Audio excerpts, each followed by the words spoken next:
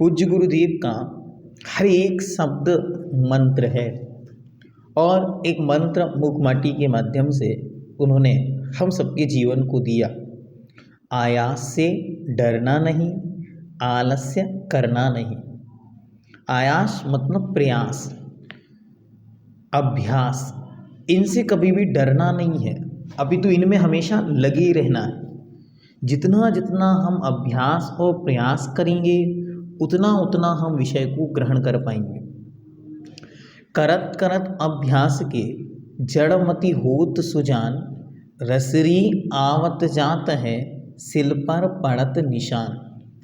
इस दोहे में जो सिल शब्द उदाहरण दिया वो इसलिए दिया क्योंकि एक पत्थर नहीं, सामान्य पत्थर नहीं, अपितु एक चट्टान पर भी जब रस्सी आती उड़ जाती है तो उस पर निशान छूट जाते हैं। तो फिर हमारी मानव बुद्धि पर एक बार बार प्रयास करने से क्यों ना वो हमारे हृदय का अंग बन जाएगा। इसलिए हमको दुनिया में कोई भी चीज़ याद करनी है, उसका अभ्यास करना, उसको रिपीट करना, उसको रिसाइट करना और उसे कंटिन्यू करना जब हमारे अंदर में आएगा तो वह हमारे लिए बहुत लाभकारी होगा। आइए अब गुरुदेव आगे और उसे माटी को संबोधन देंगे और वह संबोधन करता वास्तविकता में तो भगवती जगत कल्याणी जिनवाणी है, लेकिन यहाँ धरती माँ के रूप में, प्रकृति माँ के रूप में वो स्वयं संबोधन करेंगे। आइए देखते। प्रश्न नंबर 11 की अंतिम पंक्तियाँ और फिर हम चलेंगे 12 की ओर। कभी कभी साधना के समय ऐसी भी घाटियाँ आ सकती हैं कि थोड़ी सी प्रतिकूलता में जिसकी क्षमता वह आकाश को चूमती थी उसे भी विषमता की नागिन सूंघ सकती है और वह राही गुमराह हो सकता है। उसके मुख से गम आह निकल सकती है। ऐसी स्थिति में बोधि की चिड़िया वह फुर कर क्यों न जाएगी, क्रोध की बुढ़िया वह गुर गुर कर क्यों न जागेगी। साधना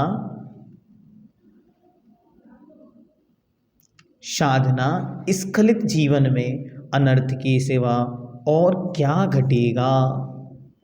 इसलिए प्रतिकार की पालना छोड़नी होगी बेटा, अतिचार की धारणा तोड़नी होगी बेटा,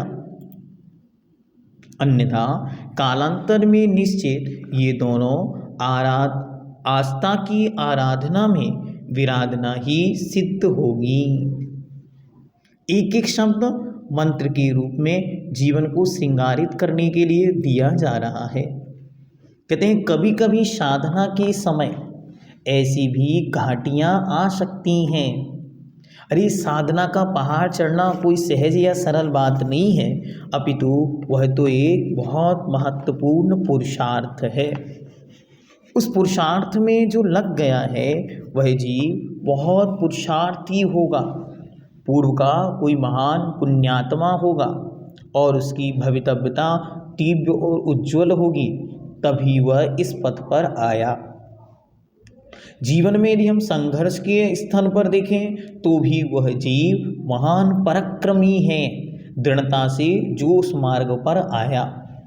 अभ्यास और प्रयास की दिशा और दशा कुछ भी हो सकती है, लेकिन करने वाला हमेशा पराक्रमी और पुरुषार्थी होता है। यदि पराक्रम और पुरुषार्थ उसके हृदय में नहीं है तो वह इस संघर्ष की यात्रा में कभी भी प्रवेश नहीं करता। वो तो कहता है हम तो आराम से सोते हैं। कहते हैं कि तुम जीतो या हारे, इससे कोई भी रिजल्ट घोषित नहीं करना, अपितु हार तो वे गए हैं जो अभी घर से निकले ही नहीं। हम कहाँ तक पहुँचे इसका अभी ऑब्जर्वेशन नहीं करना है, अपितु हम निकले हैं या नहीं इसका ऑब्जर्वेशन करना। तो मार्ग पर आना ही बहुत कठिन है। क्यों? क्योंकि इस मार्ग पर अनेक घाटियाँ हैं। तो कहीं पहले ही दिमाग को ये नहीं कह देना bus stop, wait and watch, काल लब्धि, समय आएगा।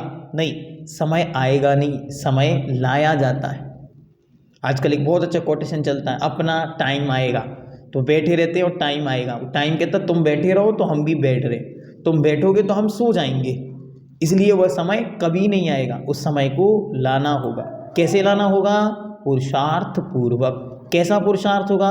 देखते। आ सकती है कि उस साधना के पथ पर ऐसी घाटी, ऐसा चढ़ाव और उतार आता है। कैसा? थोड़ी सी प्रतिकूलता में जिसकी समता वह आकाश को चूमती थी, उसे भी विषमता की नागिन सूंघ सकती है। जिसकी समता, जिसके परिणामों की निर्मलता, जिसकी समानता का भाव, जिसकी सुंदरता कहाँ जाती थी?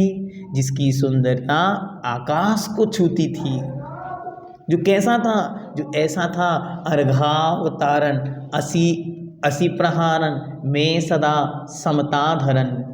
जो समसप्तु बंधु वग्गो, जो समता भाव से युक्त था। किनमें? शत्रु और परिजन में। जो कैसा था? सजनी बनीवा, चाहे सज्जनों में हो चाहे वन में हो, जो एक समान था वह भी विषमता को प्राप्त हो जाता है।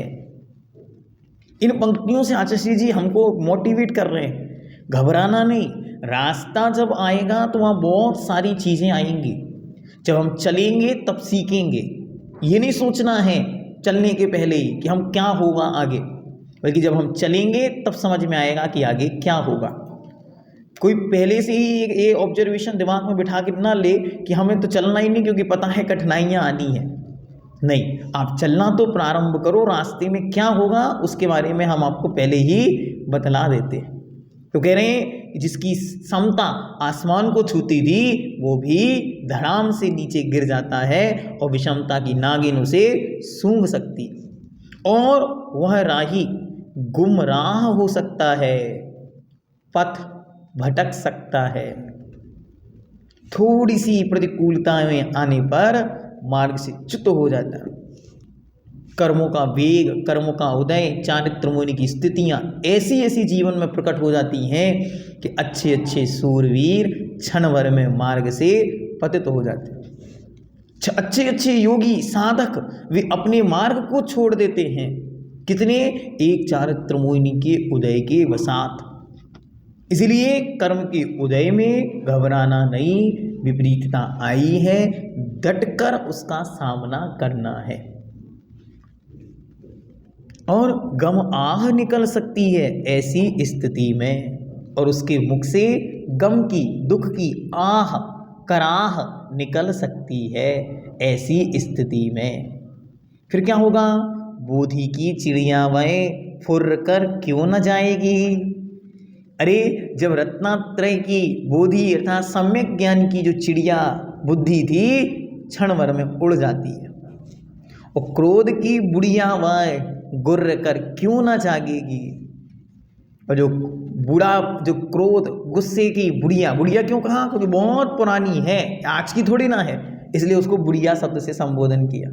तो क्रोध की बुढ़िया जो सोई हुई थी, क्यों? समता धारण कर ली थी। अर्घावतारण असी प्रहारण में सदा समता धरण। जो लोह, कांच, कंकण, कंजन में सब में एक समान थे, जो जन्म मृत्यु, जो उत्सव अंतसव, सत्कार सम्मान सब में एक समान हो गए थे, उनकी भी क्रोध उदय में आ जाता है, उन्हें भी गुस्सा आ जाता है। इसलिए साधना के पथ में क्या साधना स्खलित जीवन में अनर्थ के सिवा क्या घटेगा। जब एक बार साधना के पथ से कोई हटता है तो फिर डिमोशन डिमोशन डिमोशन ही चलता चला जाता है। कब तक? जब तक वो स्वयं को थाम ना ले, जब तक स्थितिकरण की स्थिति में ना आ जाए, तब तक वह पतन निरंतर उसके साथ चलता चला जाता।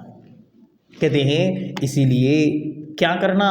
इसीलिए हे बेटा बड़े ध्यान से क्या करना? प्रतिकार की पालना छोड़नी होगी बेटा। इसलिए प्रतिकार अर्थात बदले की जो भावना है उसे छोड़ना होगा। बार बार वही घटना घटेगी और हम उसके बदले में फिर खड़े हो जाएंगे। क्या करना? प्रतिकार की पालना छोड़नी होगी बेटा।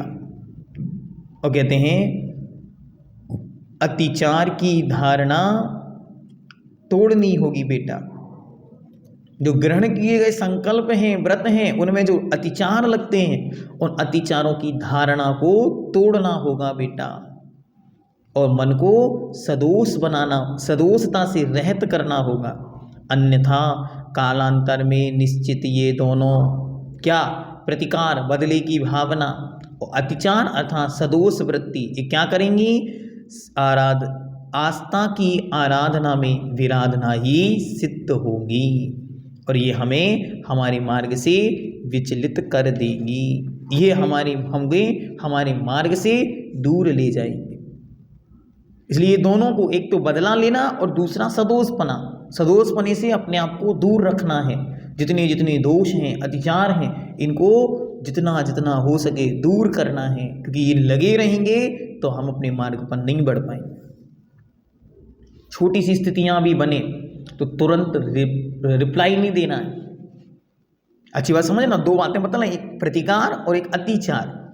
तो पहला रिप्लाई नहीं करना, जैसे ही कोई घटना घट रही है तुरंत उसका रिप्लाई हमें नहीं देना है, अभी तो हमें स्थिर बनना है। जैसे हमने आपको एक प्रसंग दिया था कि पूज्य तो कुंडलपुर के बड़े बाबा का मंदिर, बड़े बाबा को नए मंदिर में शिफ्ट किया जा रहा था, चारों ओर से एक विरोध की लहर आ गई। ये क्या हो रहा है? सबने कहा गुरुजी इसके विषय में आप क्यों कुछ नहीं बोलते? ताजश्री जी कहते हैं मैं कुछ नहीं बोलूँगा, आप भी कुछ ना बोलें। सबको कहा सब मौन रहें। सबने कहा ये तो बड़ी बात हो जाएगी, जब सब बोल रहे हैं, किताबें छप रही हैं, मीडिया बोला जा रहा है और भाषणबाजी हो रही है, हम क्यों ना बोलें? आचार्य कहते हैं हम शांत रहें, समय सब बोलेगा। क्या कुछ जवाब ऐसे हैं, कुछ शब्द ऐसे हैं जो बिन बोले ही बहुत कुछ कहते हैं। ऐसा जवाब दिया कि वह लाजवाब हो गया। और जब कुंडलपुर के बड़े बाबा का नया मंदिर बनकर तैयार हुआ तो विश्व की मिसाल हो गया। ये कहलाता है कि शब्द पंगु हैं, जवाब ना देना ही लाजवाब है। गूंगा क्या गुड़ का स्वाद नहीं लेता, वक्ता क्यों बनूं? अरे कुछ अनुभूतियां ऐसी हैं जो मात्र मुझ में हैं, उन्हें मैं व्यक्त करना नहीं चाहता, मतलब बोलना नहीं चाहता। इसलिए हर चीज का प्रतिकार करना अच्छी बात नहीं है। उससे बचने के लिए हमें ये मार्ग अपनाना होगा, क्योंकि ये हमारी साधना के मार्ग को समाप्त करेगा। ये हमारी आस्था की आराधना में विराधना ही सिद्ध होगी। आराधना का ही मार्ग चलना, सम्यक दर्शन की आराधना, सम्यक चारित्र की आराधना, और अपने जीवन को सर्वश्रेष्ठ बनाने की जो प्रक्रिया है, क्रिया है, प्रोसेस है, उसका नाम है आराधना। और उस आराधना की विराधना अर्थात उसके नाश का कारण ये बनेगा। और दूसरा है अतिचार की धारणा तोड़नी होगी बेटा। इसको गुनगुनाओ बार बार। प्रतिकार की पारणा छोड़नी होगी बेटा, अतिचार की धारणा तोड़नी होगी बेटा। अतिचार क्या है? दोष, गलतियां जो बार बार मुझसे होती हैं, उन्हें मुझे छोड़ना होगा, मिटाना होगा, तोड़ना होगा, और तोड़कर फिर आगे बढ़ना होगा। पथिक सतपथ से भटक जाता है, साधक दुख की अनुभूति करने लगता है, साधना पथ को छोड़ने का मन बना लेता है। फिर ऐसी दशा में समीचीन चारित्र रूपी चिड़िया उड़ जाएगी एवं क्रोध रूपी बुढ़िया अपना जोर दिखाने लगेगी। असंयमित जीवन में तब अनर्थ ही अनर्थ शेष बचेगा। इसलिए बेटा सुनो, क्या करना? प्रतिकार की पालना छोड़नी होगी बेटा, अतिचार की धारणा तोड़नी होगी बेटा। आस्था की आराधना रूप साधना को स्वीकार करने के पहले ही बदले की भावना सदा सदा के लिए मन से निकालनी होगी। हमेशा हमेशा के लिए बदला लेने का कोई भावना ही नहीं। पूज्य और गुरुदेव को एक बार पंक्ति दी आचार्य श्री जी, सब लोग कहते हैं कि आप किसी का विरोध नहीं करते, ऐसा क्यों? आचार्य श्री जी कहते हैं अच्छा, विरोध करने का तरीका क्या होता है? सब चुप, क्योंकि वो महासाधक हैं, और महासाधक का चिंतन एक महानता को स्पर्श करता है। तो गुरुदेव कहते अच्छा उन्होंने क्या कहा, कहते गुरुजी वो कहते हैं कि पंचम काल में मुनि नहीं होते, लेकिन आप उनका कभी रिप्लाई नहीं देते, ऐसा क्यों? आचार्य जी कहते हैं भाई मैं स्वयं मुनि बन गया और इन 80-100 को मुनि बना दिया, आज वर्तमान में 131 मुनि बन गए, इससे अच्छा विरोध और क्या होगा? तो विरोध और प्रतिकार की जो भावना है वो इतनी समुज्वल हो कि उससे हमारा जीवन उज्ज्वल बन जाए। बदला लेना है। उन्होंने कहा मुनि नहीं होते, हम चिल्लाकर कहें कि मुनि होते हैं, ऐसे होते हैं, वैसे होते हैं, ये होता है, वो होता है, उससे कुछ नहीं होगा। आप स्वयं मुनि बनकर दिखाएंगे तब मार्ग अपने आप प्रशस्त होगा। वो कहते हैं चौथे काल से चर्या नहीं होगी, बस चौथे काल से चर्या कर कर दिखाना ही उन मुनि का स्वरूप प्रकट करना है। ये विरोध करने का सबसे सुंदर तरीका है। एक बार किन्हीं ने गुरु जी को पूछा, अच्छा श्री जी लोग अपने अपने मिथ्यात्व के ढेलों पर बैठकर और उद्घोषणाएं करते हैं, हमें उनको क्या उत्तर देना है? आचार्य जी कहते हैं कोई उत्तर नहीं देना। तो आचार्य जी हम क्या करें? आचार्य जी कहते हैं देखो समय सीमित है और कार्य असीमित है। हम क्या करें? हम अपने ज्ञान सम्यक ज्ञान रूपी छेनी से उनकी मिथ्यात्व की वृक्षों को काटने में यदि समय लगाएंगे तो सारा समय खत्म समाप्त हो जाएगा। हम क्या करें? अपनी सम्यक ज्ञान रूपी बुद्धि को बीज बोने में लगाएं। किसके बीज? सम्यक्त्व के, सद्ज्ञान के, सद्विचार के। और जैसे जैसे हमारे बीज पल्लवित होंगे और ये वट वृक्ष बनेंगे तो समय पर सारे संसार को ये छांव देंगे और जो पुण्यशाली होंगे उनको फल मिलेंगे। तो क्या करना? बदले की भावना नहीं, बदलने की भावना रखना, बदलाव की भावना रखना। बदले की भावना नहीं, चेंज होना है। किसे चेंज करना है? First change yourself, the world will change. जब हम स्वयं परिवर्तन को प्राप्त करेंगे, स्वीकार करेंगे, तो सारा संसार स्वतः ही परिवर्तन को प्राप्त हो जाएगा। कितनी सुंदर पंक्ति है, बार बार इसको गुनगुनाना। हर एक पेज पर एक नया मंत्र है, इसलिए कोई ये सोचे कि एक पंक्ति पर रुकना है, नहीं, रुकना कहीं नहीं है, बस बढ़ते चले जाना है। प्रतिकार की पालना छोड़नी होगी बेटा, अतिचार की धारणा तोड़नी होगी बेटा। बार बार बार बार बार बार एक ही चीज हमारे मन में गुनगुनानी चाहिए कि बदला नहीं लेना है, बदले की भावना समाप्त कर देनी है। पर कोई कितना भी कष्ट दे प्रतिकार नहीं, समता से स्वीकारना होगा। अतिचार यानी ग्रहण किए गए दोषों में सदोषता का विचार भी मन में नहीं लाना होगा, अन्यथा कालांतर में ये ही साधना पथ को नष्ट करने में, संयमी जीवन को भ्रष्ट करने में निमित्त बन सकते हैं। साधना का पथ सरल नहीं होता, इसलिए हमने बहुत सुंदर आपको पंक्तियां दी। साधना का पथ कठिन है, साधना का पथ कठिन है, अरे शपथ लेना तो सरल है, पर निभाना ही कठिन है। साधना का पथ कठिन है, साधना का पथ कठिन है। आगे पेज नंबर 12, अंतिम पंक्ति।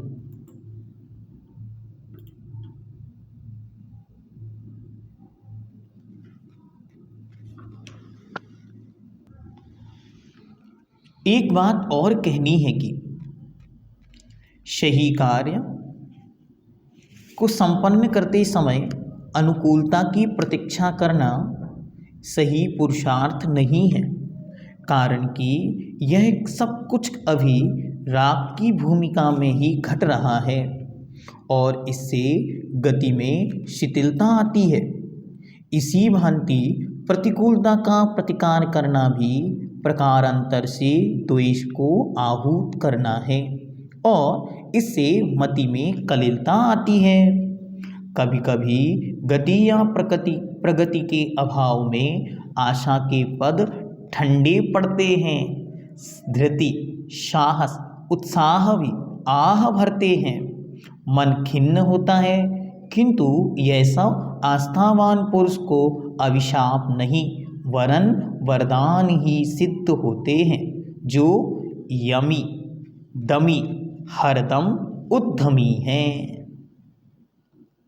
एक एक पंक्ति में अपने को एक नया उत्साह और उमंग दे रहे हैं, एक एक पंक्ति में आगे बढ़ने का साहस दे रहे हैं, एक एक पंक्ति में आगे का रास्ता प्रशस्त कर रहे हैं, एक एक पंक्ति में वो बतला रहे हैं कि हमको आगे और बहुत कुछ करना है। क्या कहते हैं, एक और बात कहनी है। क्या कहना है? किसी कार्य को संपन्न करते समय अनुकूलता की प्रतीक्षा करना सही पुरुषार्थ नहीं। हम बैठ जाते हैं अच्छा समय आएगा, हम बैठ जाते हैं काल लब्धि आएगी, नहीं, ऐसे कार्य नहीं करना। अनुकूलता की प्रतीक्षा करना सही पुरुषार्थ नहीं है। अनुकूलता की कोई प्रतीक्षा नहीं होती, आप अपने कार्य में लगे रहें, अनुकूलता आएगी। पूज्यवर शांति सागर जी महाराज मुनि मुद्रा में जब संपूर्ण भारत में विचर रहे थे तो लोग पूछते थे ये क्या है, जब पंचम काल में मोक्ष नहीं तो मुनि बने क्यों? तब एक बार पूज्यवर एक स्थान पर पहुँचे और वहाँ किसी ने ये प्रश्न पूछा। पूज्य श्री ने कहा देखो सामने जाओ और वहाँ एक बहुत अच्छा बगीचा है आम का, एक आम लाओ। तो हंसने लगा, हंसते हंसते कहता है अरे महाराज अभी तो सर्दियों का समय है, आम तो अब गर्मी में आते हैं। महाराज ने कहा अच्छा तुमको बड़ा ज्ञान है, अरे जाओ मैं कहता हूँ जाओ देखकर आओ। वह गया, उसने सारे आम के पेड़ देखे, घूमता रहा, देखा कुछ नहीं मिला, कुछ नहीं मिला, लौट कर आया। लौट कर आके महाराज से कहता महाराज कुछ नहीं मिला। महाराज ने कहा अरे क्यों कुछ नहीं मिला? अरे आम की पेड़ तो है ना। हाँ महाराज पेड़ हैं, तो क्या होगा? अरे जब पेड़ हैं तो फल लगेंगे ना, जब पेड़ ही नहीं होंगे तो फल कहाँ से लगेंगे? तो सही समय की प्रतीक्षा ऐसी नहीं करनी है कि बीज डालना ही हम भूल जाएं। कम से कम मुनि मुद्रा के बीज हमने इस काल में बो दिए हैं, अभी तो मात्र वृक्ष लगे हैं, चौथा काल आएगा फल लग जाएंगे। ऐसे ही वर्तमान पंचम काल में हमने सम्यक ज्ञान के बीज बोए हैं, आगे चलकर ये बट वृक्ष बन जाएंगे। कितनी अद्भुत पंक्तियां हैं, जीवन भर इसको याद रखना कि चौथा काल आएगा, पंचम काल में मात्र वृक्ष लगे हैं आम के, और जब पंचम चौथा काल फिर से आएगा तो यहीं पर इसी वृक्ष पर मोक्ष के फल लगेंगे। लेकिन जिनने आज बीज ही नहीं बो पाए उनके फल कब लगेंगे? इसलिए अनुकूलता की प्रतीक्षा नहीं करके अपना कार्य सही समय पर शुरू कर दें, आगे उसका फल अवश्य प्राप्त होगा। कारण क्या है? कहते हैं वह सब कुछ अभी राग की भूमिका में ही घट रहा है और इससे गति में शिथिलता आती है। अच्छा सही समय आएगा तब हम कर लेंगे, इसे क्या करता? गति में, चाल में शिथिलता आती, चलना बंद हो जाता है, रुक जाता है, क्योंकि राग की भूमिका है। उसे ऐसा लगता है शरीर और क्रश हो जाएगा, अभी मैं कुछ नहीं कर पाऊंगा, सही समय आएगा सब हो जाएगा। जो जो देखी वीतराग ने, जो होना है सुनिश्चित है, इन सब चीज़ों में टिक जाता है। तो कह रहे टिकना नहीं है, आगे बढ़ना है। केवली ने क्या देखा है वो तुमने नहीं जाना है, तुमने जो केवली ने कहा है तुम्हें वो करना है। उन्होंने क्या जाना, उन्होंने क्या देखा, उससे तुम्हारा कोई तात्पर्य नहीं है। तुम्हारा तात्पर्य बस है केवली ने चारित्र की ये सूत्र दिए हैं कि गुप्ति समिति धर्म अनुपेक्षा परिचय जय चारित्रयी संवरः, ये संवर के सूत्र हैं, आपको ये दिए, आप इनका पालन करो। तो यहाँ पर कह रहे हैं कि गति में शिथिलता आती है अगर हम अनुकूलता की प्रतीक्षा कर खड़े हो जाते। इसी भांति प्रतिकूलता का प्रतिकार करना भी प्रकार अंतर से द्वेष को आहूत करना है। आहूत करना मतलब बुलाना। अगर हम प्रतिकूलताओं का, कि भाई ये प्रतिकूलता आए तो हम उनको दूर हटाने में खड़े रहें, तो क्या होगा, मात्र समय ही खोटा होगा। और जैसे जैसे समय जाएगा वैसे वैसे द्वेष बढ़ेगा। उसे हटाने की जो भावना है इसका नाम ही द्वेष है। इसलिए आचार्य श्री जी एक मंत्र देते हैं संघ को, क्या, किसी की रेखा मिटानी नहीं, अपनी रेखा बढ़ानी है। क्या करना, दूसरों की रेखा को देखकर घबराना नहीं है कि अब क्या होगा, अपनी रेखा इतनी बड़ी बनाओ कि सारा संसार उसमें समा जाए। क्या उदाहरण दिया कि एक वट वृक्ष हमको बनाना है जिसका नाम गुरुकुल है, जिसका नाम आचार्य भगवंत की छत्र छाया, उसमें सारा संसार छांव पाएगा। हम जाते एक एक स्थान पर मिथ्यात्व को मिटाने और लड़ाइयाँ करते तो क्या होता, कोई हमारे ऊपर ही हमला कर देता। लेकिन हमने अपने सम्यक्त की छाया को इतना बड़ा बनाया कि सारा संसार जब छाँव की चाहत पाएगा तब गुरु विद्यासागर जी को याद करेगा। ये है उनकी महिमा, ये उनकी विराटता है, ये उनका दिव्य व्यक्तित्व है, उसको हम यहाँ पर जान रहे। ये पंक्तियाँ ही मात्र सामान्य पंक्तियाँ नहीं हैं, ये उनके जीवन का बिल्कुल एकदम जुड़ाव है। कैसे जुड़ाव है, 22 वर्ष की उम्र है, अभी मुनिमुद्रा अभी नहीं, समय है ले लेंगे, क्या रुक जाओ, अभी क्या उम्र है, अभी तो केवल 22 साल के हैं।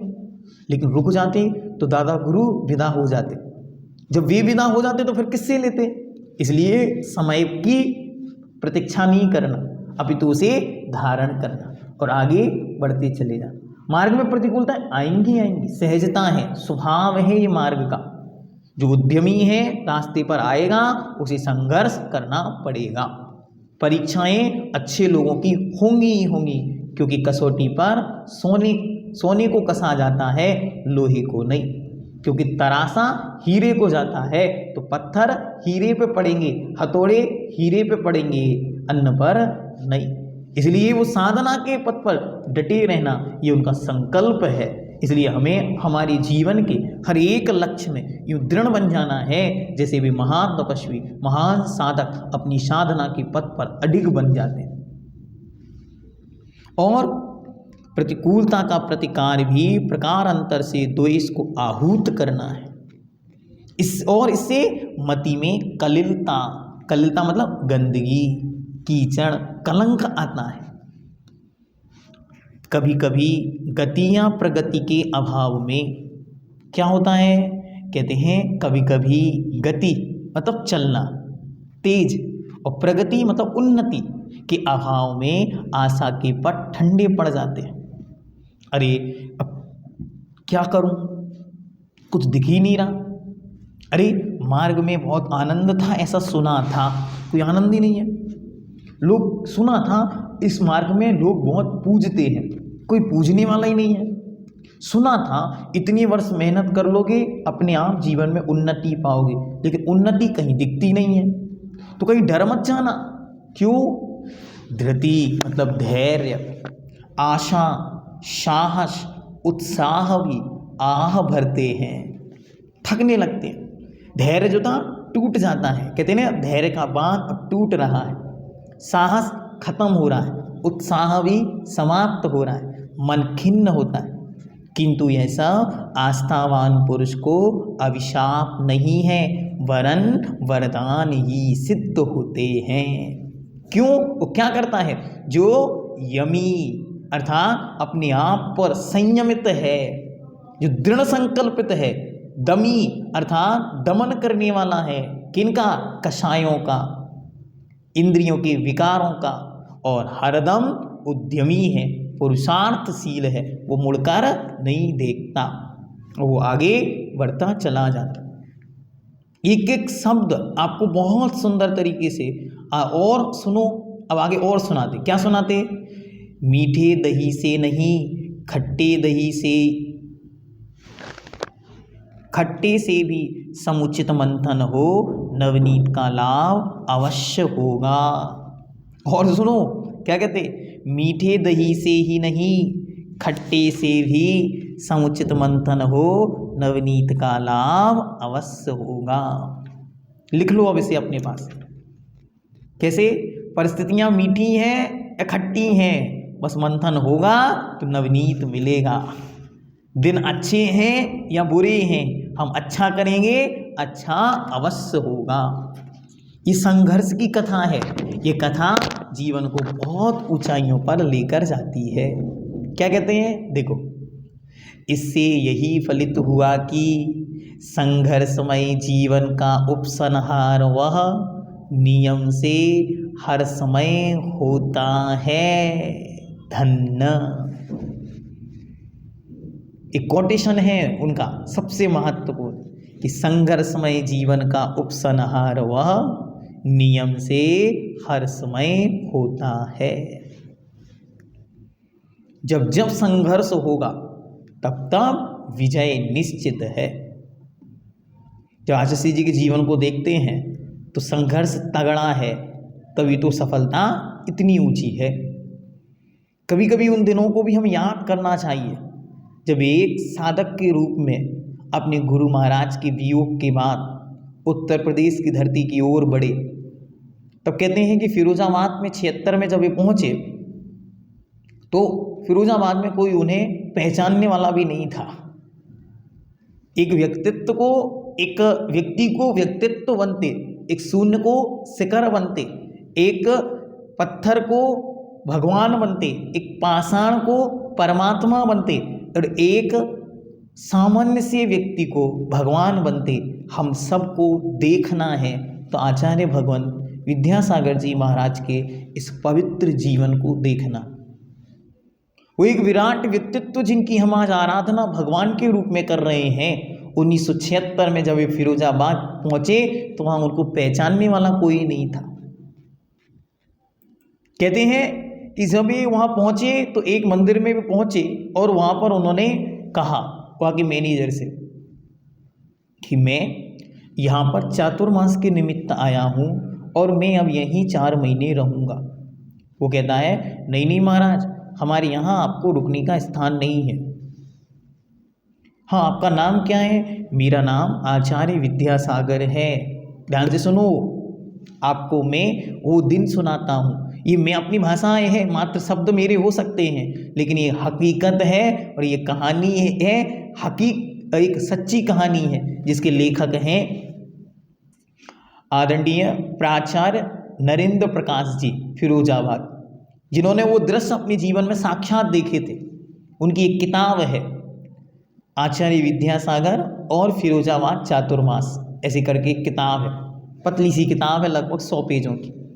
वे लिखते हैं उस किताब में वो प्रसंग पढ़ के आपको उनके इन पंक्तियों का रूप समझ में आएगा। ये संघर्षमय जीवन का उपसंहार वह नियम से हर समय होता है। जब पूज्य गुरुदेव उस स्थान पर पहुंचे और उन्होंने कहा तो उसने मना कर दिया और वे वहां से विहार करके दूसरे मंदिर चले गए। और उसने अपने मालिक को फोन किया, मालिक हमारे यहाँ एक महाराज आए थे कि अपना नाम आचार्य विद्यासागर बतला रहे थे। मैंने उनको बोल दिया अगले मंदिर में जाओ। वो मालिक कहना बहुत अच्छा किया, बढ़िया किया। तभी मालिक इन प्राचार्य महोदय को फोन लगाते, ये उस समय बड़े विद्वान ख्याति थी इनकी। कहते हैं अपने यहाँ एक महाराज आए थे, उनका बिहार अपन ने अगले मंदिर में करा दिया। कौन थे वे? नाम तो शायद मुझे ज्ञात नहीं, मैं पूछता हूँ। उन्होंने फ़ोन किया, फिर पूछा कौन से महाराज थे। महाराज का नाम बतला रहे थे आचार्य विद्यासागर। अरे आचार्य विद्यासागर, नरेंद्र प्रकाश जी ने कहाँ हैं? फिरोजाबाद पहुँच गए? हाँ पहुँच गए। न नेटवर्क है, न संदेशा है, न कोई मैसेज है, न कोई डाक है, न डाकिया है, न कोई खबर लेकर आया है।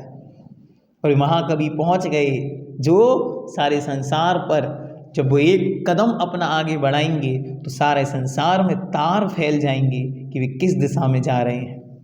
जहाँ हजारों श्रीफल चढ़ने वाले हैं कि आप एक बार हमारी ओर निहारेंगे, वहाँ उनको पहचानने वाला कोई नहीं मिला। और वे फिरोजाबाद के उस मंदिर में पहुँचे और उसमें उन्होंने कहा वहाँ पे कि अब मैं आपके यहाँ चातुर्मास करूँगा, क्योंकि मात्र 1 या 2 दिन चातुर्मास के शेष हैं। उस मंदिर वालों ने भी कह दिया हमारे यहाँ व्यवस्था नहीं है, आप अन्यत्र देख लें।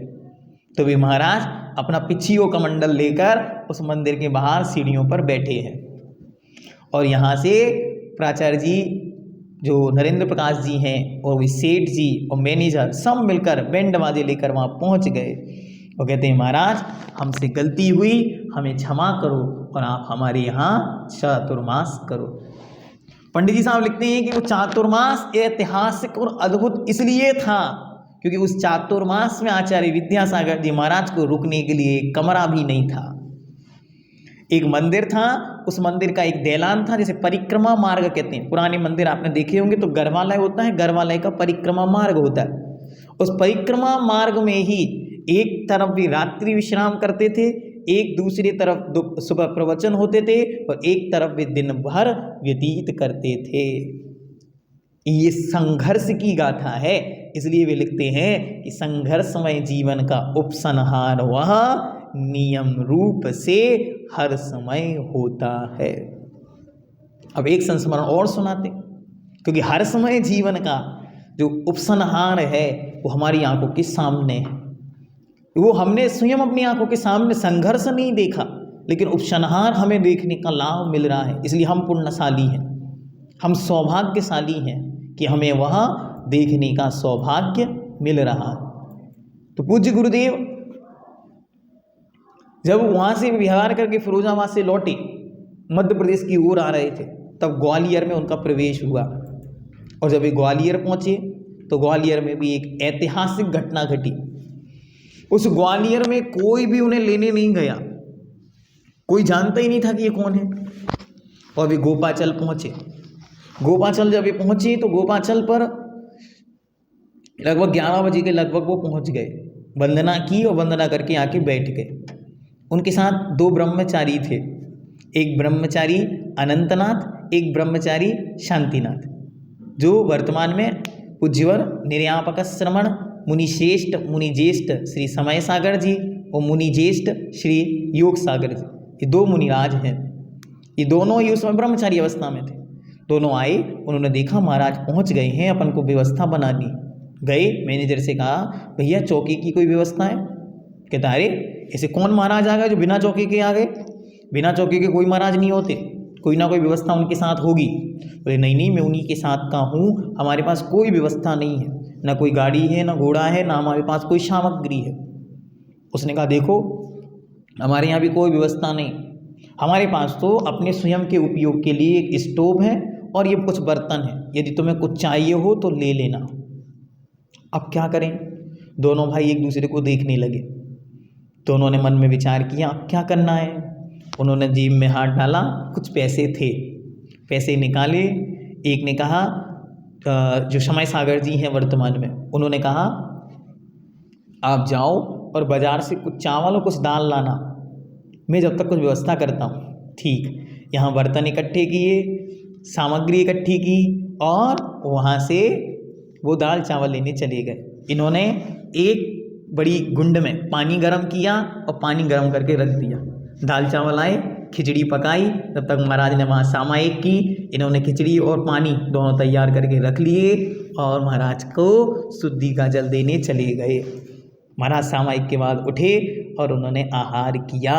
इसे कहते हैं संघर्षमय जीवन का उपसंहार नियम से हर समय होता है, इसलिए उसे हम धन्य धन्य कहते हैं और आनंदित होते हैं जीवन में कि ऐसा भी जीवन होता है। क्या ऐसा भी जीवन होता है जिनके लिए आज हजारों हजारों चौके वाले प्रतीक्षारत हैं कि राम आएंगे तो हम चौक पुराएंगे। क्या लोग गीत गा रहे हैं कि राम आएंगे तो हम मीठे मीठे भोग लगाएंगे। लेकिन एक समय वो भी था, तो ये समय है संघर्ष का। इसलिए हम सबको दृढ़तापूर्वक डटकर काम करना है, घबराना नहीं है। महिलाएं जो गृहस्थी जीवन में जीती हैं वो त्रस्त हो जाती हैं ग्रस्त में, इसलिए शायद उसका नाम ग्रस्त रखा था, क्योंकि जहाँ त्रस्त होते हैं उसे ग्रस्त कहते हैं। लेकिन इन पंक्तियों को पढ़ने के बाद उत्साह जगता है जीवन के प्रति। हमारे संघर्ष है ही क्या, जो पथ पर चले हैं संघर्ष उनने जाने हैं। इसलिए हम आप सबको एक सीता की कहानी हमेशा सुनाते हैं और सीता का संघर्ष देखकर अपना संघर्ष हम भूल जाते हैं। ऐसे राम आएंगे तो कितने उत्साह और उमंग मनाए जाएंगे, लेकिन राम के जीवन का जो संघर्ष है वो हमारी आंखें देख नहीं पाती। इसलिए पूज्य गुरुदेव के विराट व्यक्तित्व को जब हम देखने जाते हैं तो हम इन पंक्तियों को अक्षरशः उनके जीवन में देखते हैं। मूकमाटी इसलिए महान नहीं है कि मूकमाटी कोई शब्दों का बहुत विशाल और सुंदर सुंदर शब्दों का संग्रह है। मूकमाटी एक जीवंत आत्मचिंतक, एक जीवंत दार्शनिक की जीवंत आत्मा का जीवंत संगीत है। इसलिए मूकमाटी इतनी सुंदर है। इसलिए ये मूकमाटी मुझे प्रभावित करती है क्योंकि इसके लेखक वो प्राण से प्यारे हैं और इसके शब्द वो हमें प्राणों से प्यारे हैं। इसलिए एक मूकमाटी हम सबके लिए महान है क्योंकि हमारा समर्पण जितना इसके रचयिता के प्रति है उससे अधिक उनके जीवन के प्रति। जब उनके रचयिता के प्रति इतना समर्पण है, प्रेम है, श्रद्धा है, भक्ति है, वात्सल्य है, वो वैसे ही उनकी कृति के प्रति वो स्वतः ही उमड़ कर आता है। इसलिए आप कितना भी प्रयास कर लें ये मूकमाटी कभी भी पूर्ण नहीं होती, ये चलती चली जाती है, कभी समाप्त नहीं होती। कलश बन भी जाएगा लेकिन वो कलश हमेशा जब जब दिखेगा तब याद आएगी कि यात्रा कहाँ से आई थी। मैं पददलिता हूँ, पददालिता हूँ। कैसी हूँ मैं? सुख मुक्ता हूँ, दुख युक्ता हूँ, तिरस्कृत त्यक्ता हूँ। वो पंक्तियाँ याद आएंगी, वहाँ से जीवन शुरू होता है, कहाँ तक जीवन जाता है आगे देखते हैं। टालने में नहीं, हाँ इसको फिर से अपन रिपीट करते हैं। इससे यही फलित हुआ कि संघर्षमय जीवन का उपसंहार वह नियम रूप से हर्षमय होता है। धन्य, इसीलिए तो बार बार स्मृति दिलाती हूँ, टालने में नहीं, सती संतों की आज्ञा पालने में ही, पूत का लक्षण पालने में यह सूक्ति चरितार्थ होती है बेटा। और कुछ क्षण तक मौन छा जाता है। यहां पर आकर मां रुकी है। अभी तक मां संबोधन दे रही थी, वो भगवती जगत कल्याणी संपूर्ण संसार के कल्याण के लिए एकदम अद्भुत शांत हो गई है। एक एक पंक्ति क्या थी कि हे संती सती संतों की आज्ञा पालने में ही, पूत का लक्षण पालने में यह सूक्ति चरितार्थ होती है बेटा। और कुछ क्षण तक मौन छा जाता है। अब मौन के बाद क्या होगा? एक क्लाइमेक्स है, इसको बोलते हैं रिकैप। जैसे आप सीरियल देखते ना तो कल क्या होगा तो छोटी सी क्लिप बता देते, कल ये होने वाला है। ऐसे ही मूकमाटी ने आपको यहाँ पे आके रोक दिया। अब रोक कर वो कहेगी कल क्या होगा, कल ही बताएगी कल क्या होगा। तो यहाँ पर आकर आचार्य महाराज शांत हो गए, यहाँ पे आके वो माटी शांत हो गई, यहाँ आके दोनों के बीच की वार्ता एकदम शांत हो गई और हमें बहुत सारा विषय दे दिया कि हमें क्या क्या और सोचना है, हमें और क्या क्या विचार करना है, कैसे हमको जीवन जीना है। सब कुछ हमारे सामने एक चित्र के रूप में, एक चरित्र के रूप में, एक विराट व्यक्तित्व के रूप में, एक लाइफ मैनेजमेंट, एक जीवन के दर्पण के रूप में, एक जीवन समर्पण के रूप में, एक जीवन निर्माण, व्यक्तित्व निर्माण, आर्ट ऑफ लिविंग, सब कुछ है मूकमाटी के अंदर से, वो निकाल निकाल के आपको दिया जा रहा है। तो आज के लिए इतना ही है ना।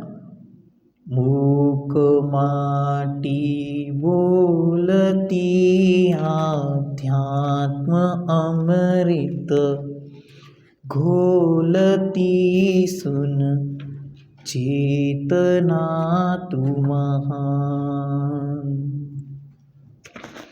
बन चेतना तू महान। आयास से डरना नहीं, आलस्य को करना नहीं, संघर्षमय जीवन जियो यह पाथ हमको मिल गया, ये नाथ हो इतना सहारा, इतनी कृपा हो मिले किनारा। पथ दो, पद दो, पाथेयभिदो पद दो पथ दो पाथेयभिदो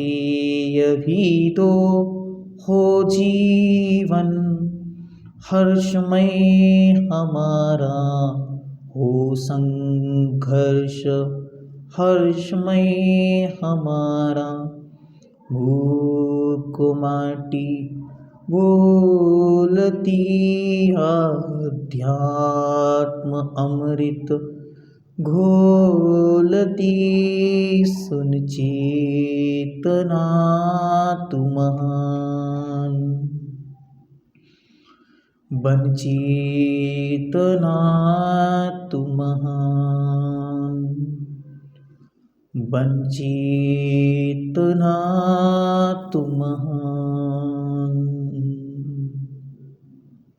णमो जिनाणं णमो णाणगुणं णमो विद्यासायरम्।